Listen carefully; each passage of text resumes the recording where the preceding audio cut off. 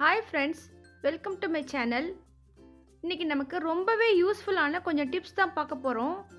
இந்த ஸ்பாஞ்ச் பார்த்தீங்கன்னா கடையில் கிடைக்கும், ஒரு பெரிய ஸ்பாஞ்சாக கிடைக்கும். அதுலேருந்து ஒரு பார்ட் இந்த மாதிரி வெட்டி எடுத்துக்கிறலாம். இந்த மாதிரி வெட்டி எடுத்துகிட்டு பார்த்தீங்கன்னா நம்ம பாத்ரூம் டோர்கள் வந்து இந்த மாதிரி சைடில் இந்த லாக் பண்ணுற இடத்துல இப்படி இருக்கும். ஸோ அதை வந்து பார்த்தீங்கன்னா இந்த வெட்டி எடுத்தோம் இல்லையா, அதை வந்து ஒரு ஃபிங்கரில் அப்படி கொடுத்து தொடச்சாலே போதும். ஸோ சோப்பு போட தேவையில்லை, எந்த துணியும் வச்சு துடைக்க தேவையில்லை. இந்த மாதிரி தொடச்சி எடுத்துடலாம், ரொம்பவே ஈஸியாக வந்துடும். எடுத்துகிட்டு பார்த்தீங்கன்னா அவ்வளோ தூசி அதில் இருக்கும். இதை வந்து திருப்பி நம்ம ரீயூஸ் பண்ணிக்கிறலாம். இந்த ஸ்பாஞ்சோட விலை பார்த்தீங்கன்னா ஒரு 10லேருந்து 15 ரூபா தான் இருக்கும். இந்த ஸ்பாஞ்சை நம்ம திருப்பி வாஷ் பண்ணிவிட்டு யூஸ் பண்ணிக்கிறலாம்.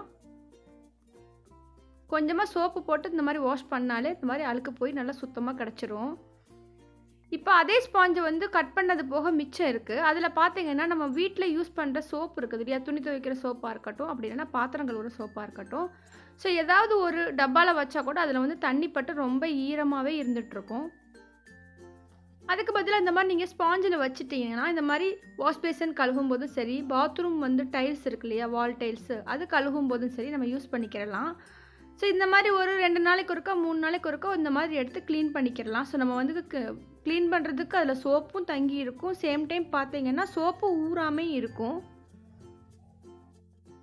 நமக்கு வாஷ் பேசின் கழுவுறதுக்கு சோப்பும் தேவையில்லை, சேம் டைம் பார்த்தீங்கன்னா நம்ம யூஸ் பண்ணுற சோப்பும் ஊறி போகாமல் இருக்கும். ஸோ ட்ரை பண்ணி பாருங்கள். இப்போ நல்லா சோப்பு போக புழிஞ்சிட்டு திருப்பி நம்ம அந்த சோப்பை இதுக்கு மேலே வச்சிடலாம். ஸோ நமக்கு ஊறி போகாது. அடுத்த டிப்ஸ் என்னன்னு பார்க்கலாம். அடுத்து ஒரு குட்டி டிப்ஸ் தான் இது. என்னன்னு பார்த்தீங்கன்னா நம்ம நைட்டில் வாஷ் பேசின் சிங்க் வந்து க்ளீன் பண்ணிவிட்டு அப்படியே போட்டுட்டு போயிடுவோம். பட் வந்து பார்த்தீங்கன்னா அதில் வந்து கரப்பாம்பூச்சி வரும்.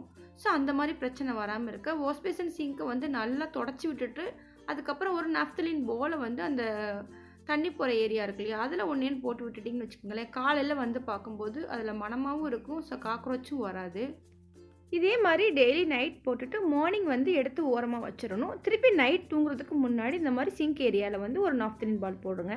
அடுத்து பார்க்க போகிற டிப்ஸ் என்னன்னு பார்த்தீங்கன்னா, நம்ம புதுசாக வாட்டர் பாட்டில் வாங்கினாலும் சரி, நம்ம வீட்டில் நம்ம யூஸ் பண்ணிக்கிட்டு இருக்க வாட்டர் பாட்டிலாக இருந்தாலும் சரி, நம்ம வாஷ் பண்ணுறதுக்காக லிக்யூடோ சோப்போ போட்டு நம்ம வந்து இதை வாஷ் பண்ணுவோம். ஸோ அந்த மாதிரி கழுவுனாலும் ஒரு சில சமயங்களில் வந்து அதில் ஸ்மெல் இருந்துகிட்டு தான் இருக்கும். சோப்போட ஸ்மெல்லாக இருக்கட்டும், புதுசாக வாங்கினா அதோட புதுசோட ஸ்மெல் இருக்கும் இல்லையா, அந்த பிளாஸ்டிக் ஸ்மெல்லு அது இருந்துகிட்டே தான் இருக்கும். அப்படி அந்த ஸ்மெல்லுலேருந்து வெளியில் வர்றதுக்காக வேண்டி இந்த ஓமை இலைகள் இருக்குது இல்லையா, ஃப்ரெஷ்ஷான ஓமை இலை, அதை வந்து இந்த வாட்டர் பாட்டிலில் பிச்சு போட்டுக்கிறலாம். பிச்சு தான் போடணும், அப்போ தான் ஃப்ளேவர் ரொம்ப வந்து அது உள்ளெல்லாம் இறங்கும். அந்த மாதிரி பிச்சு போட்டுட்டு ஹாட் வாட்டர், அதாவது ரொம்ப கொதிச்ச தண்ணி கிடையாது. நீங்கள் வந்து ஸ்டீல் பாட்டில் கழுவுறீங்கன்னா நல்லா கொதிச்ச தண்ணியில் கழுவிக்கிறலாம். பிளாஸ்டிக் பாட்டிலில் கழுகும்போது எப்போவுமே கொதிக்க கொதிக்க தண்ணி சேர்க்கக்கூடாது. இது கைவிடுற பதத்தில் தான் இந்த தண்ணி இருக்குது. இதை வந்து இந்த பாட்டிலில் ஊற்றிக்கிறலாம். ஜஸ்ட்டு ஆவி வர்ற பதத்துக்கு நம்ம சூடு பண்ணிக்கிறணும், அவ்வளோதான். ரொம்ப கொதிச்சிடக்கூடாது. இப்போ இந்த பாட்டிலில் ஊற்றிட்டு நல்லா குலுக்கி விட்டுறணும். இப்போ நீங்கள் வந்து புதுசாக வாட்டர் பாட்டில் யூஸ் பண்ண போகிறீங்கன்னா நைட்டே கூட நீங்கள் ஃபில் பண்ணி வச்சுட்டு காலைல எடுத்து கீழே ஊற்றிக்கிறலாம். ஸோ இந்த மாதிரி நல்லா குலுக்கி விட்டுட்டு இதை வந்து நம்ம கீழே ஊற்றிடலாம். அதுக்கப்புறம் நீங்கள் வந்து ஸ்மெல் பண்ணி பாருங்கள். பிளாஸ்டிக் ஸ்மெல்லும் இருக்காது, சோப்பு ஸ்மெல்லும் இருக்காது. நல்லாவே வந்துட்டு அந்த ஓமத்தோட வாசனை பயங்கரமாக இருக்கும். இப்போ இந்த தண்ணியை கீழே ஊற்றிட்டு நார்மல் வாட்டரில் வாஷ் பண்ணிவிட்டு அப்புறமா நீங்கள் தண்ணி பிடிச்சிக்கிறலாம். இப்போ இதே வாட்டர் பாட்டிலில் பார்த்தீங்கன்னா நம்ம வந்து ஓமை இலை கிடைக்காத பட்சத்தில் இந்த மாதிரி ஓம விதைகள் வந்து கடையில் கிடைக்கும். இது வந்து பார்த்திங்கன்னா நம்ம ஓமப்பொடி அந்த மாதிரி ரெசிபிக்கு வந்து யூஸ் பண்ணுவோம் இல்லையா, ஸோ அது எப்போவுமே எல்லார் வீட்லேயுமே இது அவைலபிளாக இருக்கும். இந்த ஓம விதைகளை வந்து நம்ம வாட்டர் பாட்டிலில் ஒரு 1/4 டீஸ்பூன் சேர்த்துட்டு ஒரு வெதுவெதுப்பான தண்ணி ஊற்றி நல்லா கழுவிட்டோம்னு வச்சுக்கோங்களேன். அதுலேயுமே பார்த்தீங்கன்னா பிளாஸ்டிக் ஸ்மெல்லும் வராது, சோப்பு போட்டு கழுவுனாலும் சோப்பு ஸ்மெல்லும் இருக்காது. பட் சேம் டைம் பார்த்தீங்கன்னா இந்த ஓம விதையாக இருக்கட்டும், ஓம இலையாக இருக்கட்டும், இது வச்சு வாஷ் பண்ணோம்னா 1 டேக்கு பார்த்தீங்கன்னா அதோட ஸ்மெல் இருக்க தான் செய்யும். ஒரு நாள் ஃபுல்லாக இருக்கும். நம்ம அடுத்த நாள் வந்துட்டு திருப்பி வாட்டர் பாட்டில் ஃபில் பண்ணும்போது ஸ்மெல்லு மாறும். அடுத்து பார்க்க போகிற டிப்ஸ் என்னென்னு பார்த்தீங்கன்னா, அதே ஓம இலையை வச்சு தான் இப்போ நம்ம தவாவில் வந்து எக்கு ஃப்ரை பண்ணியிருப்போம். அப்படி இல்லாமல் வேறு ஏதாவது கடாயில் நான்வெஜ் சமைச்சிருப்போம். ஸோ அதோட ஸ்மெல் வந்து நம்ம சோப்பு போட்டு கழுவுனாலும் சம்டைம்ஸ் போகாமல் இருக்கும். இருக்கும்போது நம்ம வாஷ் பண்ணிவிட்டு அதுக்கப்புறமா தவாவாக இருக்கட்டும் கடாயாக இருக்கட்டும் இந்த மாதிரி ஃப்ரெஷ்ஷான ஓம இலையை வச்சு நல்லா தேய்ச்சி விடணும். வாஷ் பண்ணிவிட்டு கொஞ்சம் லைட்டாக சூடு பண்ணிக்கிறணும் தவா சூடு பண்ணிவிட்டு தான் இந்த ஓம இலையை வச்சு தேய்ச்சி விடணும். தேய்ச்சி விடும்போது பார்த்தீங்கன்னா அதில் எந்த விதமான ஸ்மெல்லுமே இல்லாமல் தவா வந்து ஒரு ஃப்ரெஷ்ஷான ஸ்மெல்லாக இருக்கும்.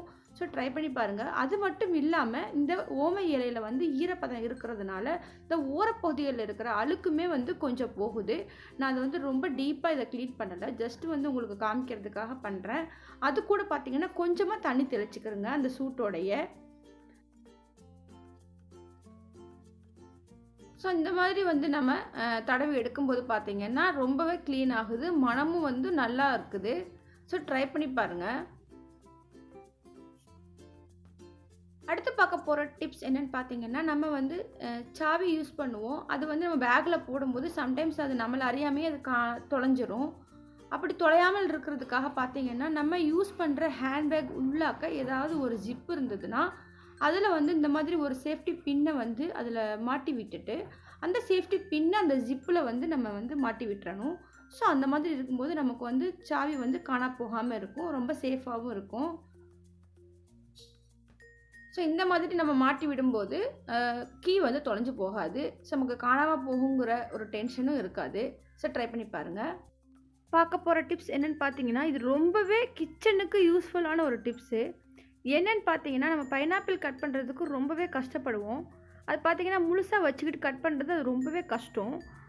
அந்த மாதிரி பிரச்சனை பார்த்தீங்கன்னா வராமல் இருக்கிறதுக்காக நம்ம வந்து கேரட்லாம் சாம்பாருக்கு போடும்போது எப்படி ரவுண்டாக கட் பண்ணுவோம், ஸோ அந்த மாதிரி கட் பண்ணிக்கிட்டு நீங்கள் அதுக்கப்புறம் கட் பண்ணி பாருங்கள், ரொம்பவே ஈஸியாக இருக்கும். ஸோ இந்த மாதிரி ஒரு அளவு ஃபிக்ஸ் பண்ணிக்கிறங்க, எந்த சைஸில் உங்களுக்கு வேணுமோ அந்த மாதிரி கட் பண்ணிக்கிறங்க. இப்போ இந்த பைனாப்பிளோட தோல் பகுதியை வந்துட்டு பார்த்தீங்கன்னா ரொம்ப சிம்பிளாக நம்ம நார்மலாக எப்படி நீங்கள் கட் பண்ணுவீங்க, ஸோ அதே மாதிரி கட் பண்ணி ரிமூவ் பண்ணிடலாம். 10 நிமிஷத்தில் ஒரு பைனாப்பிள் தாராளமாக கட் பண்ணிடலாம். அவ்வளோ சீக்கிரமாக இது வந்து கட் பண்ண முடியும். ஸோ நான் கட் பண்ணுற வேகத்தை பார்த்தாலும் உங்களுக்கு தெரியும், ரொம்ப சிம்பிள். இதே மாதிரி எல்லாத்தையும் ரொம்ப குயிக்காக கட் பண்ணி எடுத்துக்கிடலாம். நீங்கள் என்கிட்ட வந்து பைனாப்பிள் கட்டரை இருக்க தான் செய்யுது, பட் அதில் பார்த்தீங்கன்னா நமக்கு வந்து ஒரு பாதி பகுதி கூட பைனாப்பிள் கிடைக்காது. அதில் வந்து அந்த தொலி அப்புறம் அதை ரிமூவ் பண்ணுறோன்னு எல்லாம் மொத்தமாக வந்துடும். ஸோ அதனால் இந்த மாதிரி நீங்கள் கட் பண்ணும்போது ரொம்ப ஈஸியாக இருக்கும். ஸோ பாதி பைனாப்பிள் நான் ரவுண்டாக கட் பண்ணிவிட்டு பாதி இந்த மாதிரி கட் பண்ணேன். பாருங்கள் சூப்பராக வந்திருக்கு பாருங்கள். 10 நிமிஷத்தில் சூப்பராக பைனாப்பிள் கட் பண்ணியாச்சு. ஸோ இந்த மெத்தடில் ஒரு தடவை வந்து கட் பண்ணி பாருங்கள், ரொம்பவே யூஸ்ஃபுல்லாக இருக்கும். சேம் டைம் பார்த்தீங்கன்னா இது க்ளீன் பண்ணுறது ரொம்ப ஈஸி. இந்த மாதிரி அடியில் பேப்பர் போட்டுக்கிட்டோம்னு வச்சுக்கோங்களேன், அப்படியே ஃபோல்ட் பண்ணி ஸோ அந்த இடமே சுத்தமாக இருக்குது பாருங்கள். ஸோ இதுக்காக கஷ்டப்பட தேவையில்லை. அடுத்து பார்க்க போகிற டிப்ஸ் என்னென்னு பார்த்தீங்கன்னா, நம்ம இந்த மாதிரி கொடை யூஸ் பண்ணுவோம், பட் அதுக்கு வந்து நம்ம கவர் வந்து எல்லா நேரமும் அதை வந்து ஹேண்டில் பண்ண முடியாது, ஸோ தொலைஞ்சு போயிடும். ஸோ அந்த மாதிரி பட்சத்துக்கு இந்த மாதிரி வீட்டில் வந்து சாக்ஸ் இருக்கும் இல்லையா, ஸோ அதை வந்து நம்ம யூஸ் பண்ணிவிட்டு இந்த மாதிரி உள்ள கொடையை போட்டு நம்ம கட்டி வச்சுக்கிட்டோம்னா ஸோ ரொம்ப சேஃபாகவும் இருக்கும். அந்த கொடை வந்து விரியவும் செய்யாது. இந்த மாதிரி வச்சு நம்ம ஹேண்ட்பேக்கில் வச்சு கூட யூஸ் பண்ணிக்கிறலாம். ஸோ வீட்லேயும் இந்த மாதிரி வந்து மழை சமயத்தில் தான் நம்ம யூஸ் பண்ணுவோம். அப்படி இல்லைன்னா நம்ம வந்துட்டு அந்த மழை இல்லாத சமயத்தில் ஒதுக்கி வைக்கும்போது இந்த மாதிரி ஒரு சாக்ஸில் போட்டு வச்சா சேஃபாக இருக்கும். அடுத்து பார்க்க போகிற டிப்ஸ் என்னென்னு பார்த்தீங்கன்னா, நம்ம வீட்டில் இந்த மாதிரி சோப்பெல்லாம் நல்லா தேய்ச்சிட்டு இந்த மாதிரி குட்டி குட்டியாக ஆகும். ஸோ அந்த மாதிரி வந்து தேய்க்கும்போது நம்ம கையில் ஹேண்டில் பண்ணுறது கொஞ்சம் கஷ்டம். இது பார்த்தீங்கன்னா இந்த வெங்காயம் அந்த உருளைக்கிழங்கெல்லாம் தருவாங்க இல்லையா பேகு, அதுதான். ஸோ அதில் போட்டு இப்படி மொத்தமாக கட்டி வச்சிட்டிங்கன்னா ஸோ நம்ம தண்ணி பட்டு தேய்க்க அது வந்து ஒன்றோட ஒன்று ஒட்டிக்கிறோம். அப்போ அது ஒரு பெரிய சோப்பு மாதிரி ஆயிரும். இப்போ இந்த சோப்பை நம்ம திருப்பி யூஸ் பண்ணிக்கிறலாம், குளிக்கிறதுக்கு யூஸ் பண்ணிக்கிறலாம், அப்படி இல்லை நம்ம ஹேண்ட் வாஷ் பண்ணுறதுக்கு கூட யூஸ் பண்ணிக்கிறலாம்.